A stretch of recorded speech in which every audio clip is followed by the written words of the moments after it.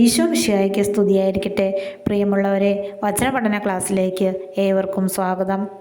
ഈ ആഴ്ച 3 വചനങ്ങൾ പഠിച്ചു കഴിഞ്ഞു.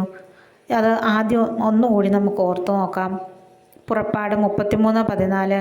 കർത്താവ് പറഞ്ഞു, ഞാൻ തന്നെ നിന്നോടുകൂടെ വരികയും നിനക്ക് ആശ്വാസം നൽകുകയും ചെയ്യും. സുഭാഷിതങ്ങൾ 1:8. മകനെ, നിന്റെ പിതാവിൻ്റെ പ്രബോധനം ചെവിക്കൊള്ളുക, മാതാവിൻ്റെ ഉപദേശം നിരസിക്കരുത്. മർക്കോസ് 11:24. അതിനാൽ ഞാൻ പറയുന്നു, പ്രാർത്ഥിക്കുകയും യാചിക്കുകയും ചെയ്യുന്ന എന്തും ലഭിക്കുമെന്ന് വിശ്വസിക്കുവാൻ നിങ്ങൾക്ക് ലഭിക്കുക തന്നെ ചെയ്യും. ഇനി നമുക്ക് ഇന്നത്തെ വചനം പഠിക്കാം. സങ്കീർത്തനങ്ങൾ 103:2. എൻ്റെ ആത്മാവെ കർത്താവിനെ വാഴ്ത്തുക, അവിടുന്ന് നൽകിയ അനുഗ്രഹമൊന്നും മറക്കരുത്.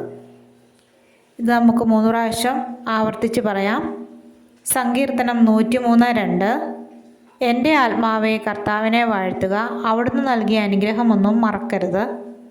സങ്കീർത്തനം 103:2. എൻ്റെ ആത്മാവെ കർത്താവിനെ വാഴ്ത്തുക, അവിടുന്ന് നൽകിയ അനുഗ്രഹമൊന്നും മറക്കരുത്. സങ്കീർത്തനം 103:2.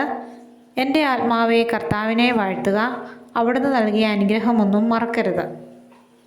ഈ വചനം എല്ലാവരും ബുക്കിലേക്ക് എഴുതുക. നാളെ മറ്റൊരു വചനവുമായിട്ട് കാണാം. ദൈവം എല്ലാവരെയും അനുഗ്രഹിക്കട്ടെ.